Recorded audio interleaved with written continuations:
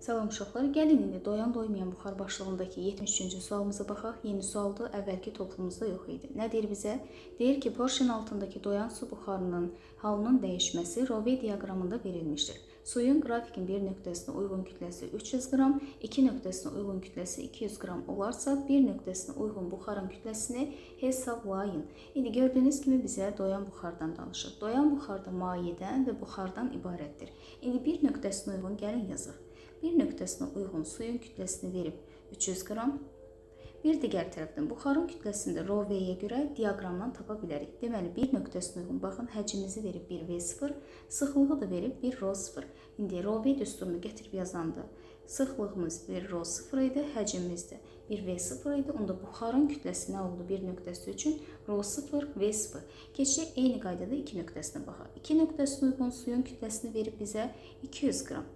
Bir digər tərəfdən uşaqlar eyni qaydada buxarın kütləsini qrafikdən tapa bilərik Rove düsturuna görə. İki nöqtəsinə uyğun həcmimiz 2V0-dır, sıxlığımız da 3ρ0-dır. Onda 3ρ0 bir digər tərəfdən vurulsun 2V0 nəyə bərabər oldu? 6ρ0 V0. Deməli, iki nöqtəsinə uyğun buxarın kütləsi 6ρ0 V0-dır.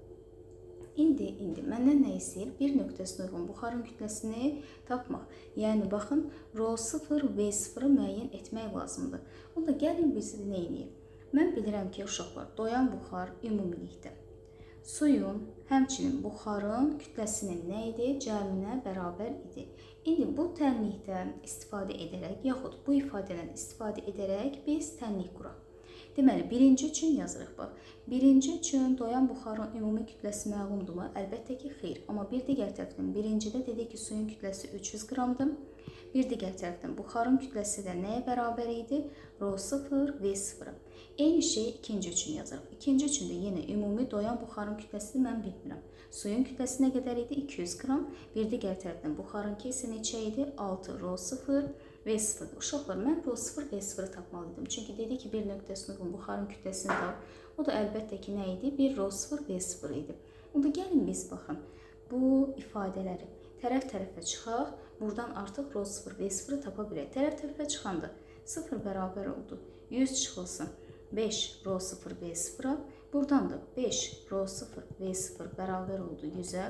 Və tapdıq ki, ρ0, V0 nəyə bərabərdir? 100 qrama, daha doğrusu bağışlayın 20 qrama. Çünki 100 bölünsün 5 neçə elədi? 20 qram. Deməli, biz artıq tapdıq ki, birinci nöqtədə buxarın kütləsi nəyə bərabər imiş? 20 qrama. Məndən də bunu soruşur. Elə cavabımız 20 qram olacaq.